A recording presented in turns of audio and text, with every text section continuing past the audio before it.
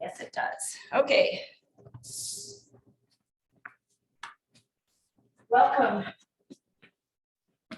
The few, the proud, the early. For the sake of the recording, I'll say those of you who could not make it,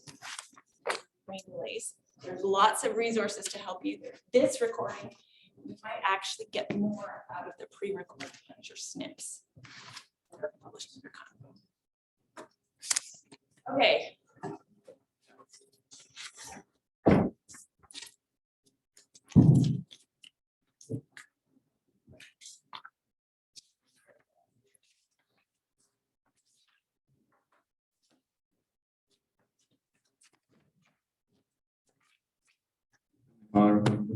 Thankful that we can hear, to increase our knowledge and the opportunity that we have to attend university, to learn all the things we need to learn to be successful in our careers and our future paths. Thank you for Dr. Ackerwood and all that she does to prepare these lessons, these lectures. So that we can have your spirit, that we can learn material and feel comfortable with it. We can experience this class and we can get home safely, and those who are late on the train, that they can have assistance learning the material and get here as soon as possible. Thankful for my son Jesus Christ and for his sacrifice, and please let us remember him and citizens in Jesus Christ. Amen. Okay, we now have 5 people in the class. You. So upcoming, what's left in the semester? Lectures 12 and 13 are unit 4. Those very quickly, there's a lot of new vocabulary, but most students who are prepared find this material fits very well into the context of the before. So the challenge is to connect the terms and the ideas that we're introducing today to what you know from unit 3 and equilibrium. Okay. Week you come back after Thanksgiving, for half exam will open. It is short, usually 20 or 21 multiple choice questions is all there is for unit 4. It's not a mock exam because the actual exam is very similar to what we do in the quizzes and on the recitation and in class. It's only 2 lectures worth of material. So if you've mastered everything you've done in class and assigned, you'll do really well. That will be no problem.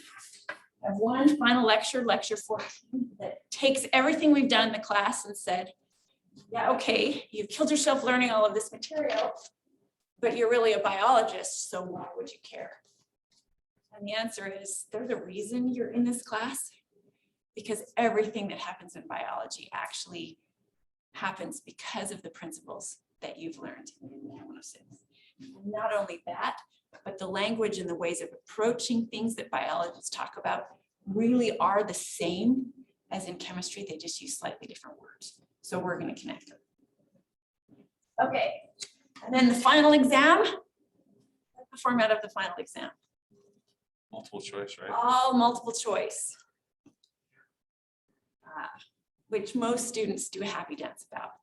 And I think that you will find as you prepare for the final that we've used the ideas over and over enough that when you go back to review unit 1 and unit 2, you'll be like, oh yeah, that makes way more sense than it did when you were actually in those units.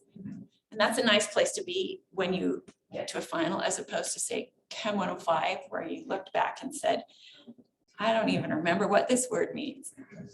So, and so, what kinds of reactions have we done? Acid base, what kinds of acid base? Arrhenius and Bronsted, which are just both kind of the same kind of reaction in aqueous solution usually. What else? Lewis acid base. Did we treat solubility as if it were a reaction and analyze it that way? We did. So, oh, we also did nuclear reactions, right? We didn't study the thermodynamics of nuclear reactions. We studied the kinetics. But you could do thermodynamics as well for that. So today, one kind of reaction, redox reactions.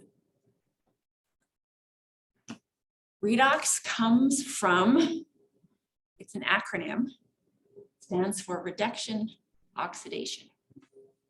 Of course, those are new words too, so it's not really helpful, but let's examine this particular reaction.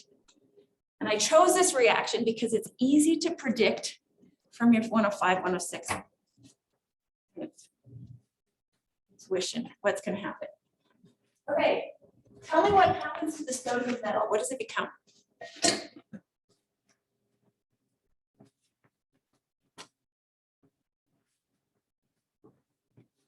What happens to the chlorine gas?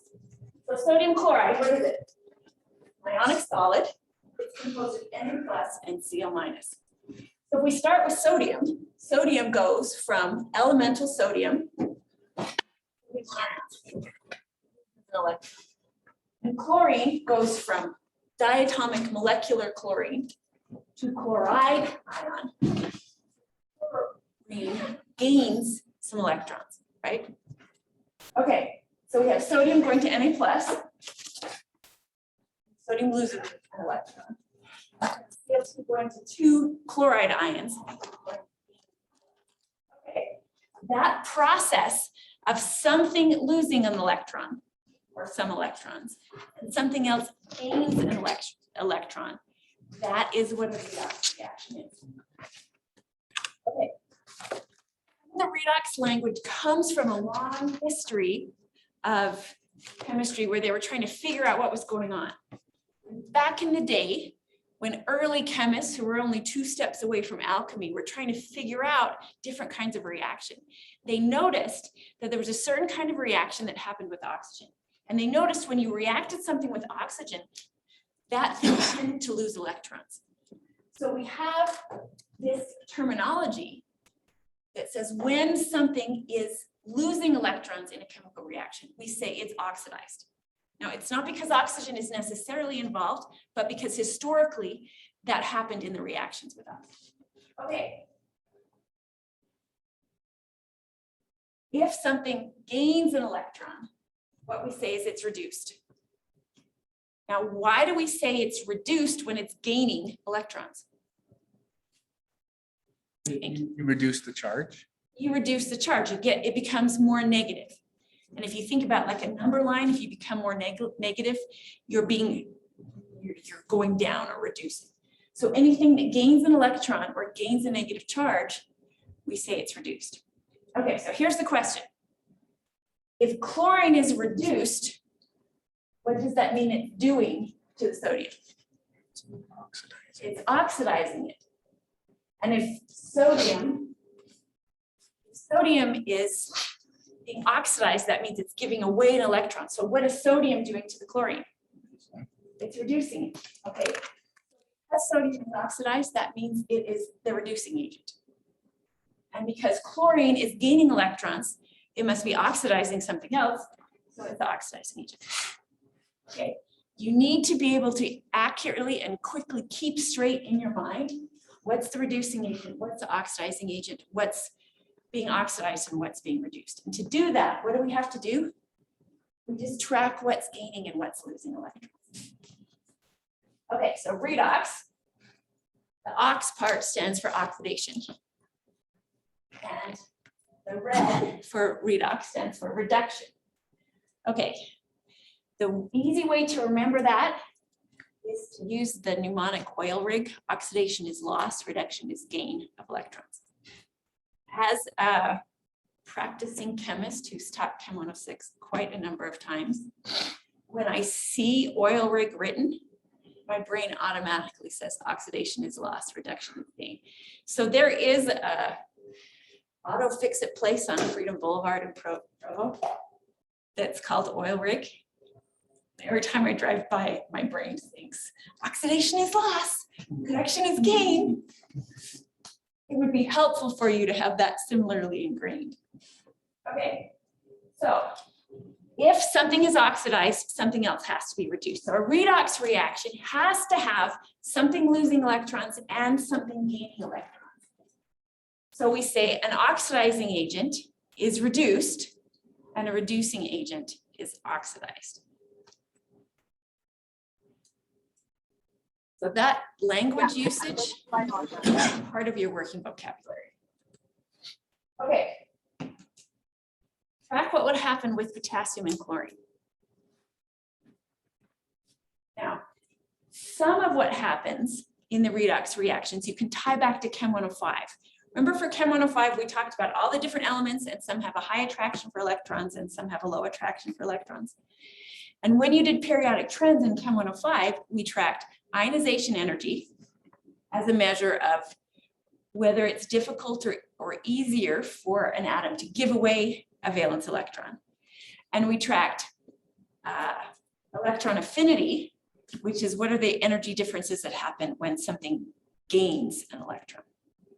Okay, what determined whether an atom was good at taking electrons or giving electrons away? How would you decide?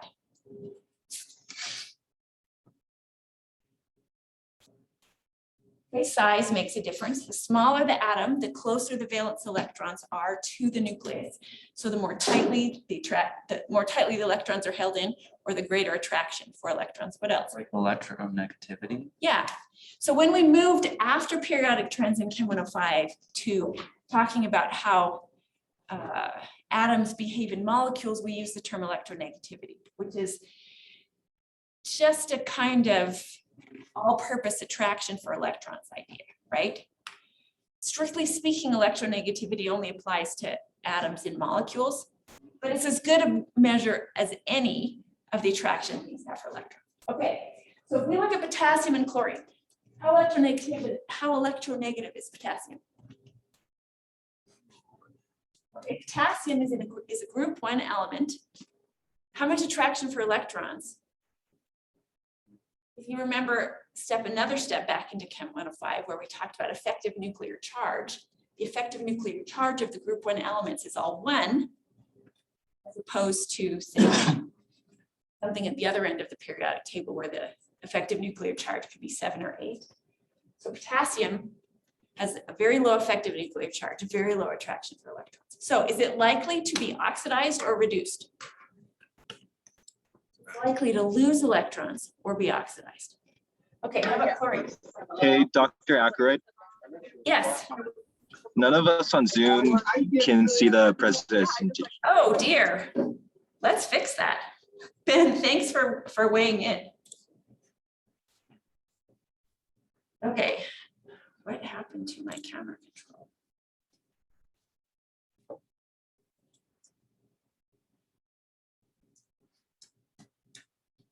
All right, is that better? Yes, thank you. Sorry about that. Okay, so chlorine, high effective nuclear charge. What kind of electronegativity does chlorine have? It's high, right? So is chlorine likely to be reduced or oxidized?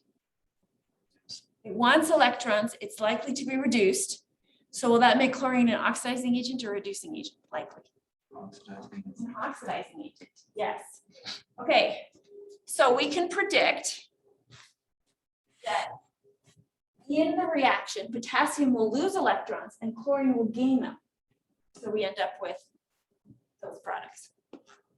Okay, so if we're just tracking what we call the half reaction, we're just looking at either the oxidizing agent or the reducing agent. Potassium's half reaction is elemental potassium becomes potassium ion plus 2 electrons. So is this oxidizing or reduced? Oxidation or reduction? Oxidation, and we can tell because the electrons are on the product side, meaning the electrons are given away. They no longer belong to the potassium. And the chlorine is going to take the electrons, so the electrons show up on the starting material side of the chlorine reaction. Okay, so tell yourself what's oxidized. potassium. Potassium is losing electrons, so it's oxidized. What's reduced? Chlorine. Okay, so what's the reducing agent? Reducing agent is what's reducing something else or giving electrons away. So that's potassium. Okay. And that would mean the oxidizing agent has to be the chlorine, right? What about this? This is also a redox reaction, strictly speaking. It's a lot harder to track, right? Because we're not starting with an element, converting it to ions. So how do we track what's happening to the electron? So think in your head, that, and we're going to talk about the idea of using oxidation numbers to decide whether something's a redox reaction. But think about what's actually happening to who has which percentage of the electrons. Okay, so hydrogen, polar or non-polar? Polar. Okay, so we have 2 electrons in this bond. Strictly speaking, each hydrogen has an equal share of those electrons, or we could assign that each hydrogen has 1 electron, right? Okay, oxygen, same thing, non-polar. One of those oxygens doesn't have more than its share of electrons, right? But when we form water, what do we know about the oxygen-hydrogen bond? It's polar. What does that mean? Ones are unevenly shared. Yeah, it means the electrons are unequally distributed, and actually, oxygen owns most of those, most of the electron density, right? Okay, so we could say in this context that effectively, when we convert hydrogen and oxygen to water, that effectively hydrogen loses electrons and oxygen gains electrons, right? In that respect, we would call it the redox reaction. And that begs the question, well, does that mean anything that creates polar bonds can be a redox reaction, and how do you keep track? Like, that sounds like a messy situation, right? Fortunately for us, we have a foolproof method to decide if something is a redox reaction or not. And this is what we do.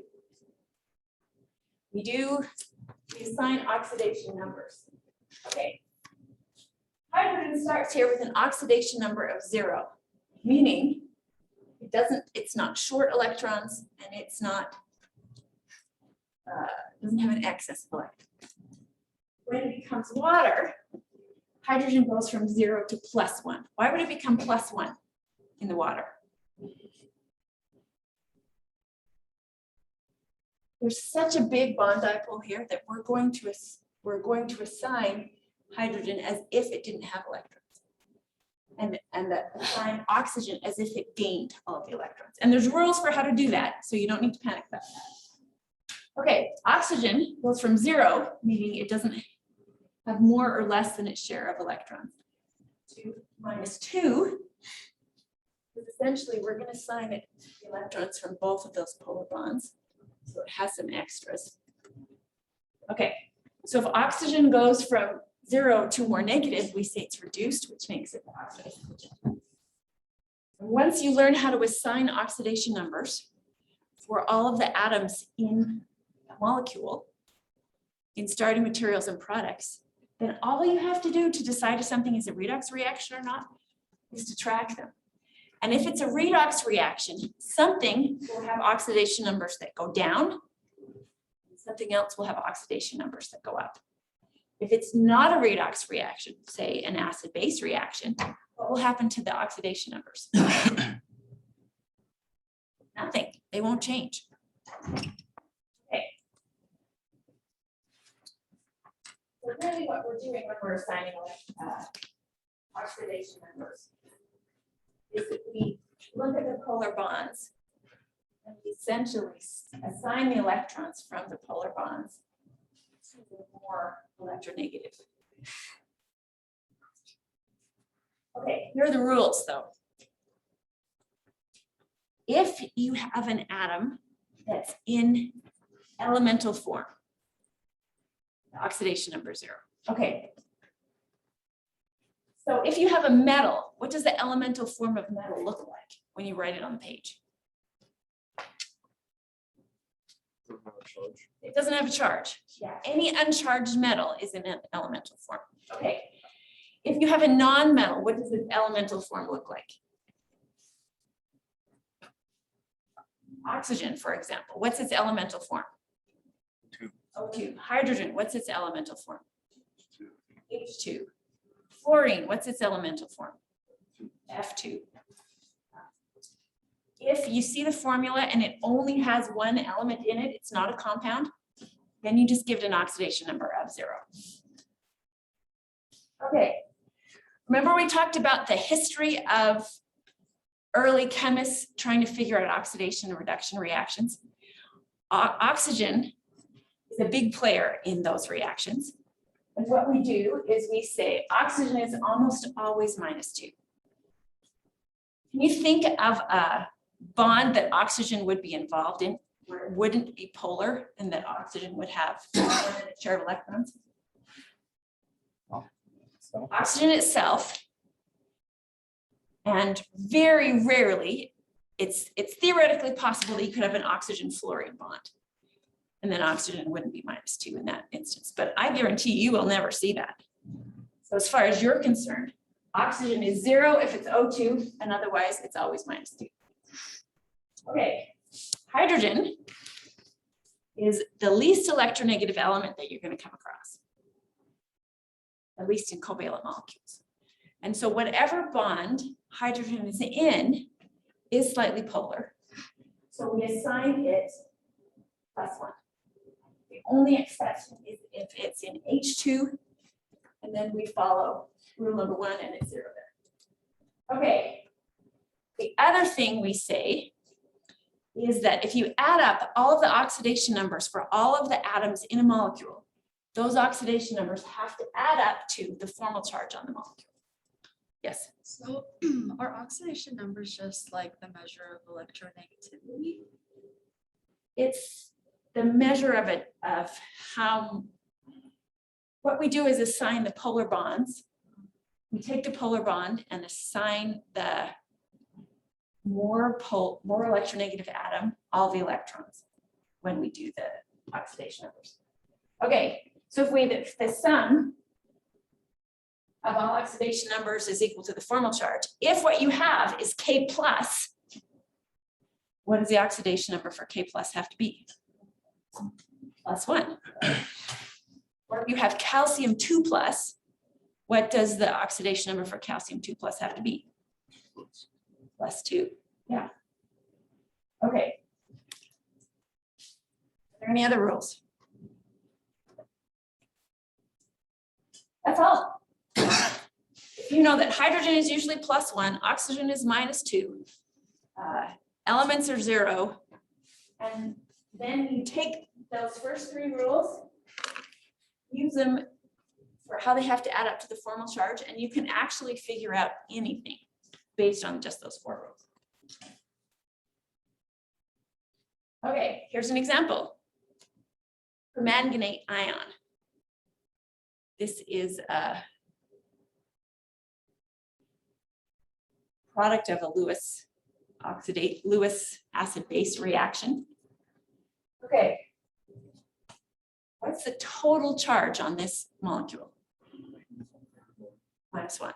Okay. What does each oxygen have to be? -2. 4 of those -2 oxygens. So what does manganese have to be to add up to a total number of -1? Has to be +7. Yeah. Okay.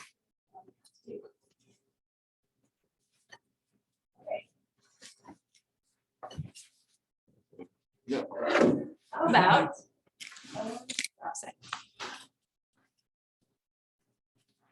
Keep in mind that if you have an ionic compound, what you first have to do is break the ionic compound up into its ions to assign oxidation. Okay, so what are the ions? What's the charge on a hydroxide? -1. Okay, and you know it has to be, this ionic compound is 3 hydroxides, and 1 aluminum ion. So if you break it up, what you have is an aluminum 3 plus a hydroxide. Okay, tell your neighbor what all the oxidation numbers have to be for aluminum, for oxygen, and for hydrogen.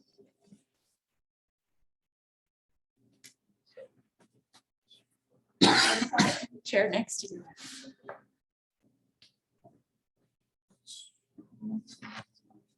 So aluminum 3 plus, the formal charge has to equal the sum of all of the oxidation numbers. So it has 3 plus charge, the oxidation number is plus 1. Okay, when you use hydroxide, oxygen always has to be -2 unless it's bonded to itself, right? So oxygen is -2. Hydrogen is always +1. So hydrogen is +1. If you add up -2 and +1, what do you get?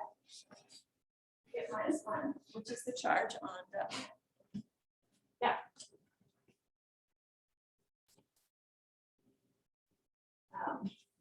If we add up all of the charges for all the oxidation numbers for aluminum hydroxide, what do we get? 0, which is the total charge on that compound.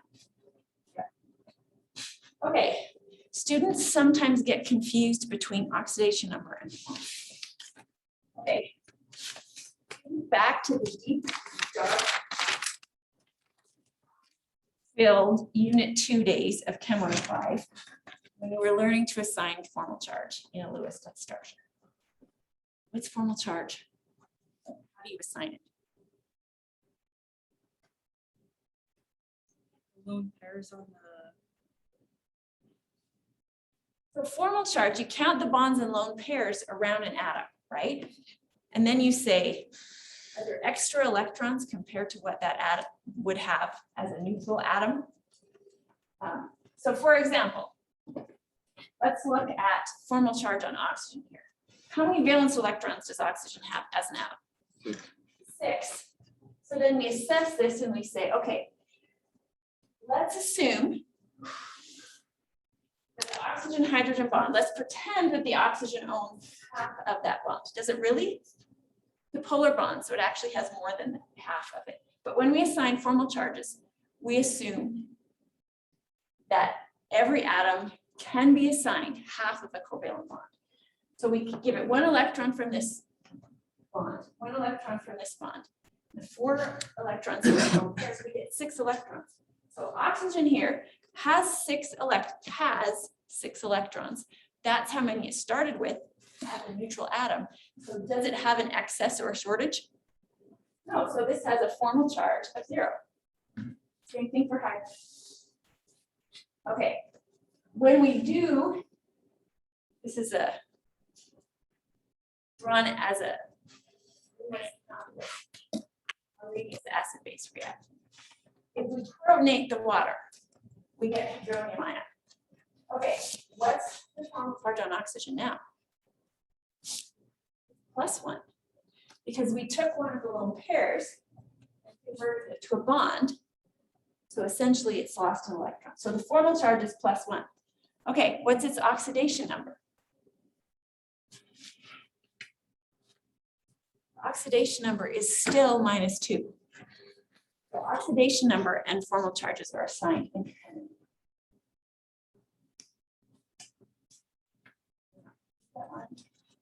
Okay, how do you recognize a redox reaction then? In a redox reaction, something loses electrons and something else gains those electrons, right? So one thing has an oxidation number that goes up. The other reagent has an oxidation number that goes down. Okay, so what we're going to see is in a redox reaction, the oxidizing agent has oxidation numbers that go down, and the reducing agent has oxidation numbers that go up. So if you just assign oxidation numbers for everything in a reaction, find the oxidizing agent and the reducing agent and know if it's a redox reaction. Okay. So put this in context with what we've seen before.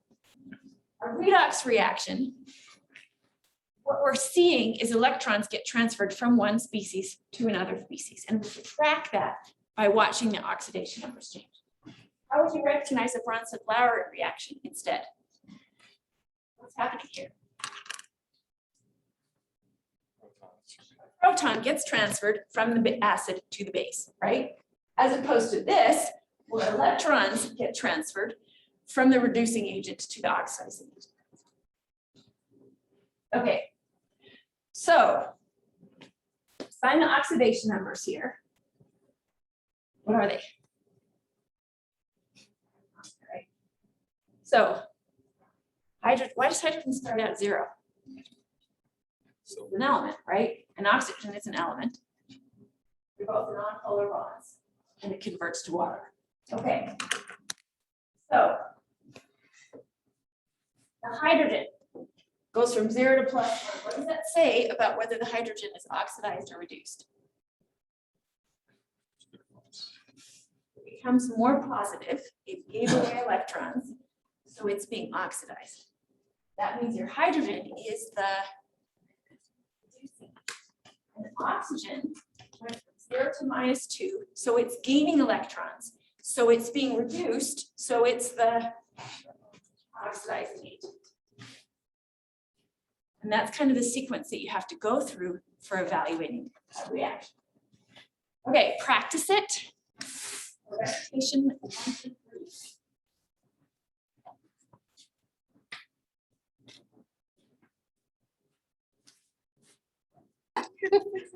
All right, let's go back to the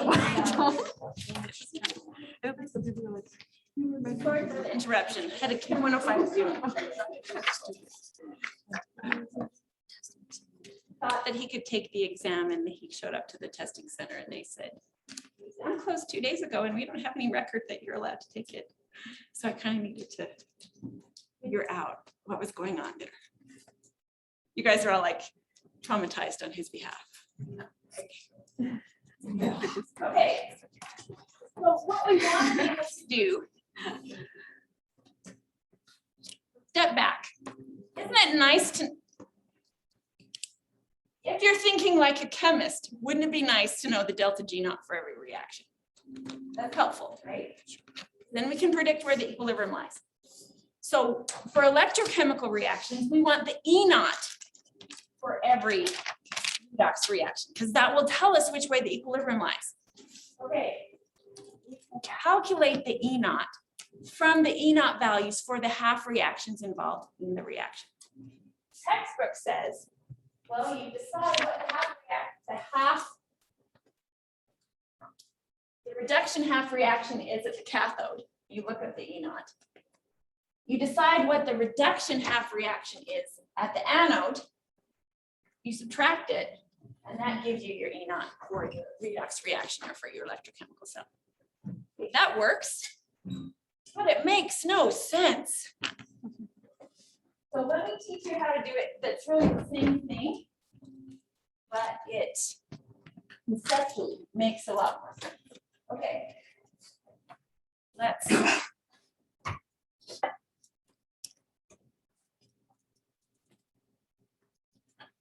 Okay. We're still looking at the zinc and copper half reaction, right?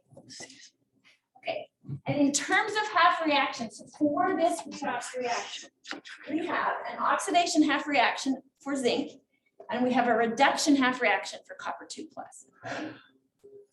We know the E naught value for the reduction of copper, 0.34, because we can read it right off the table, right?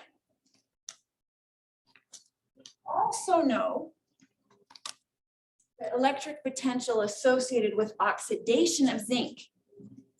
How do we know that? So if we find zinc half reaction on the table, what do we know? The way it's written on the table is backwards from how it's actually working in the reaction, right? Okay, so how it's working in the reaction, would it have a minus 0.76 volts? We're going backwards, so what do we do to the sign of the of the reduction potentials. We flip it, so the minus 0.76 becomes minus times minus 0.76 or plus 0.76. Okay, so to get our net reaction, we add together our half reactions, right? Does that mean we can just add together our E naught values? Or would that be too good to be true? Actually, all you have to do is add together the E naught values. So you figure out your half reactions. Give an E naught for each of the reduction and oxidation half reactions. For the backwards half reaction, you reverse the sign, add them together, and you get your total there. Okay.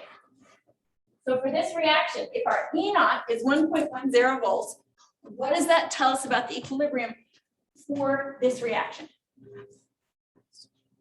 It lies on the side of product because a positive E naught corresponds to a negative delta G naught, which means you're going to get more product than reactants. Okay. How does, and that's what this is, what we just did, where you read the reduction half reaction, pull it off the table. You take the oxidation half reaction from the negative of the corresponding reduction half reaction. How is that the same thing as this?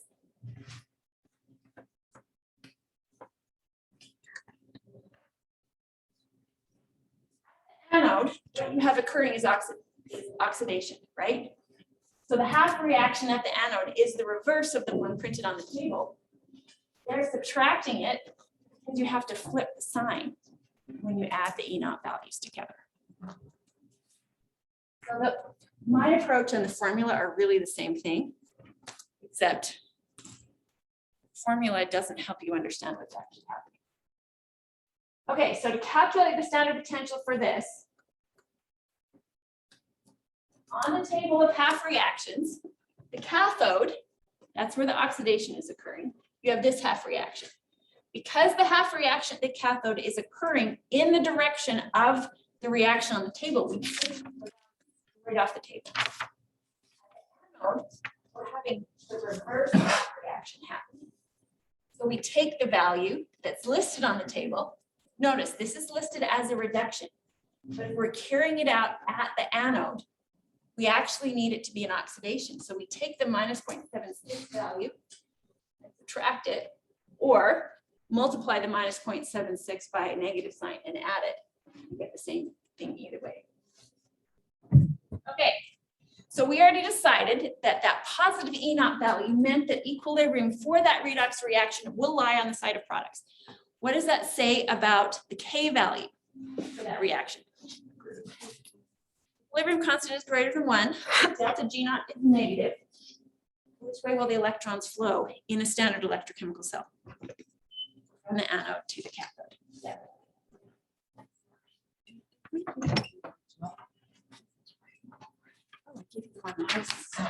Sorry. We can do that, but I also have. Those are all the ones.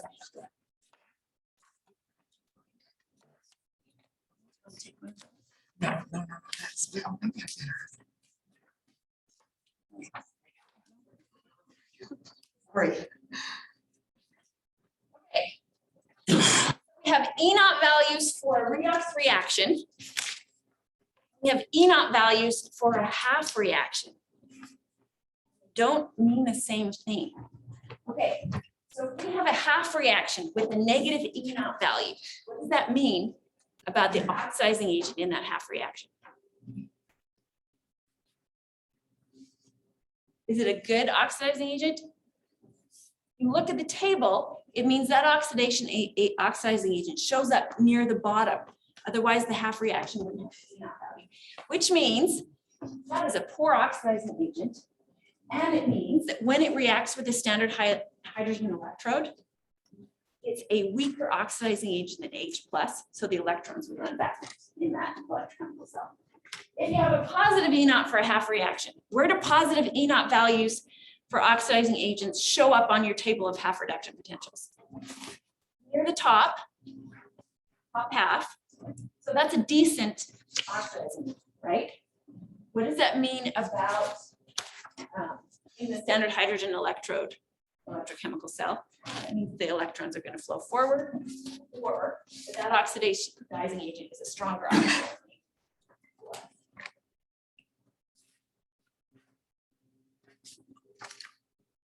This has a mistake in the to fix. Okay, if you have a positive E naught for a balanced electrochemical redox reaction, what does that mean? Does that necessarily tell you anything about the strength of one oxidizing agent versus another? No. No, but it does tell you that the reaction is going to move, equilibrium is going to lie to the right, which means that the oxidizing agent on your starting material side is stronger than your oxidizing agent on your product side. Okay. If you have a negative E naught, what does that mean?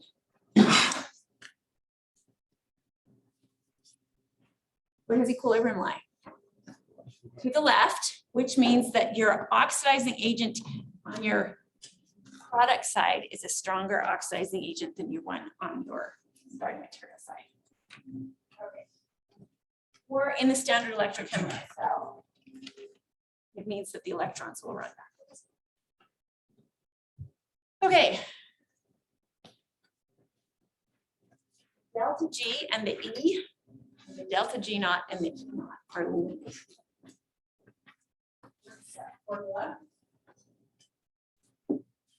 How do you figure, so if F is a constant, N is the number of electrons involved in the redox reaction, how do you figure out N? In our half reaction, how many electrons are transferred? 2, so N is 2.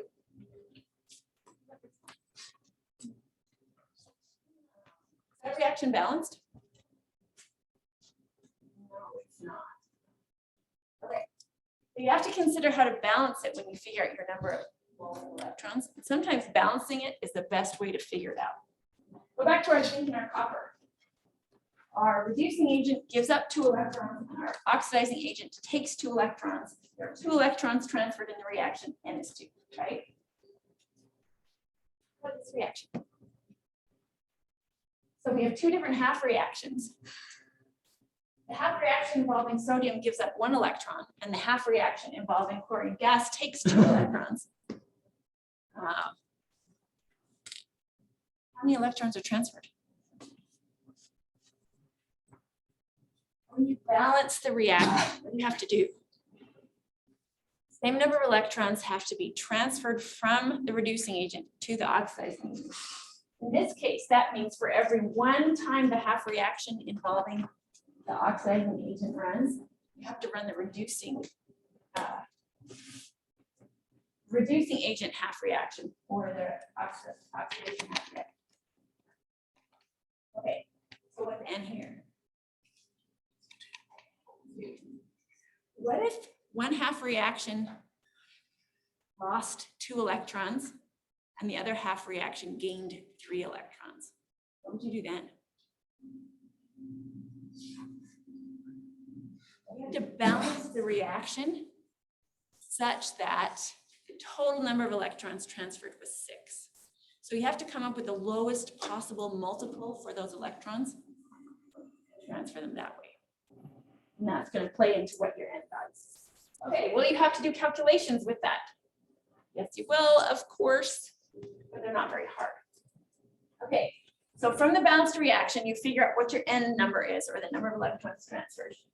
So that would be in moles of electrons, right? Over there. Now, Faraday's constant is the charge for a mole of electron. So if we multiply mole of electrons, number of moles of electrons, times the charge for every 1 mole of electrons, we're going to get a unit of charge, right? We express charge with a unit called a coulomb, named after Coulomb, who was an early electricity some researcher. And we multiply that by our electric field strength, which is expressed in volts. It is useful to know that if you a coulomb times a volt gives you a joule. So So if we multiply the number of moles of electrons times the charge on a number of electrons times a voltage measured in an electrochemical cell, we end up with a joule. So that's how we can get from the voltage value of E naught to the joule unit of. Okay. So when our E naught for our electrochemical cell or for our redox reaction is positive, delta G is negative, then we know something about our equilibrium constant and where the equilibrium will lie, right? Okay. What about E versus delta G? Like we have delta G and delta G naught. Does that mean we can have E and E naught? We can. So if E naught tells you something about what the equilibrium will look like when you get to equilibrium, what does E tell you?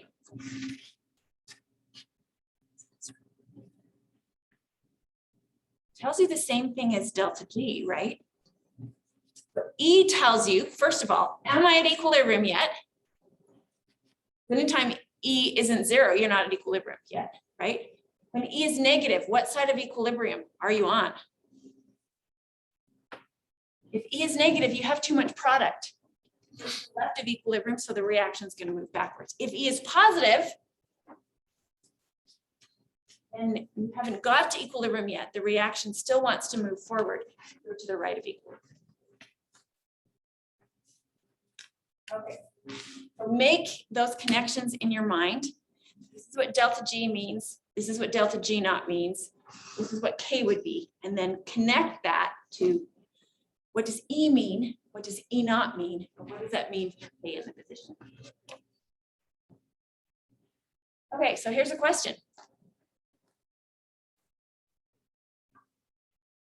If delta G naught and E naught tell us the same thing, and delta G and E tells the same thing, why the heck are you wasting your time talking about or learning about E and E naught? Can we just use delta G and delta G naught?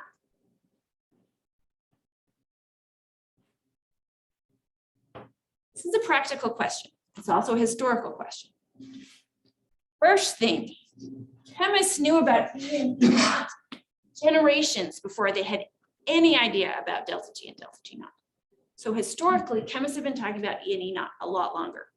But also in practical terms, how easy is it to measure delta G naught? What do we have to do to measure delta G naught? Run a reaction to equilibrium, measure the concentrations, use that to get K, and then convert to delta G naught, right? Or we can calculate the delta S naught and the delta H naught values using Hess's law and things you did in 105, or you measure them with calorimetry and then use those to calculate delta G naught. Okay, none of those are super easy and straightforward, right? How do we measure E naught or calculate it? So we can measure E naught, or we can calculate E naught just by using the table of standard reduction potentials. Do we have any easy way of doing that for delta G naught? Not the same, not as straightforward a way. Okay, how do we measure delta G? Is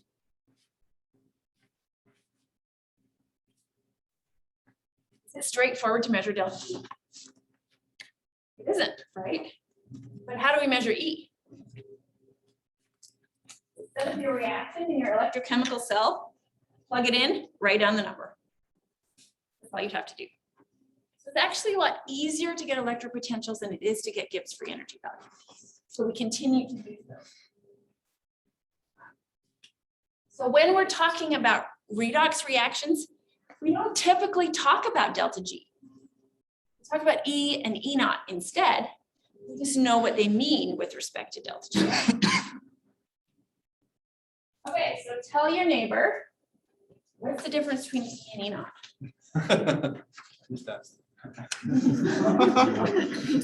He is tracking very well.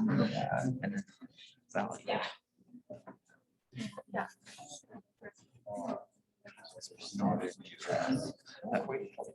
Okay. So delta G naught is the value of delta G at the moment when everything is 1 molar, or the starting delta G value in a reaction where you set everything up at 1 molar. And E naught, same thing. You set up a reaction in an electrochemical cell where everything's 1 molar. The moment you turn it on, the value of E will be E naught. Okay. After it's been running for half a second, will you have E naught anymore? As soon as you start converting starting materials to products, are you going to have 1 molar concentrations anymore? No. So you'll have E naught only at the starting point, and all the rest of it as you approach equilibrium, you'll have E value. Okay, so what happens to delta G values as you approach, as a reaction approaches equilibrium?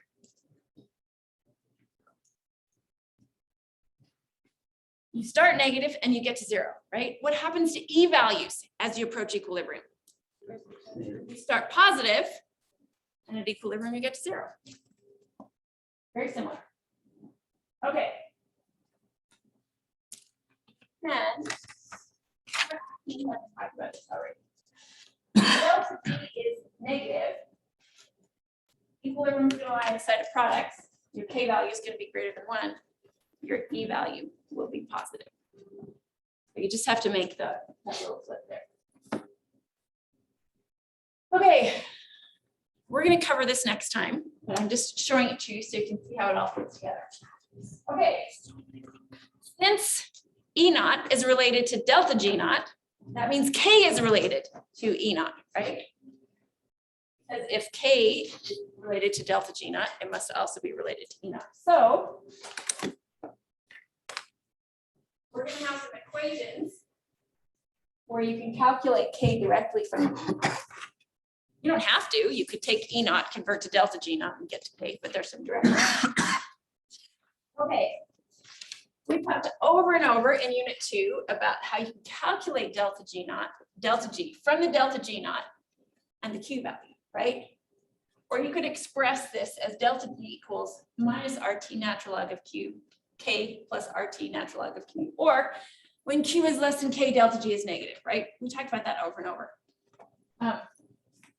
Since delta G naught is related to the electric potential, we actually have an equation that's a rearranged form that's expressed in terms of called the Nernst.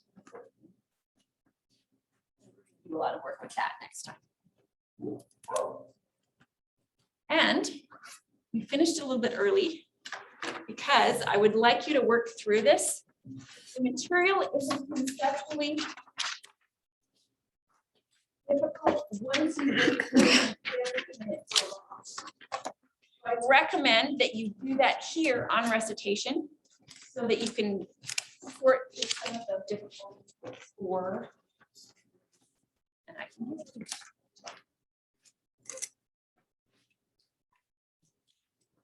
however, the prospect of staying in class any longer makes you want to cry. I also won't judge you. But I think it will be helpful for you. Yes.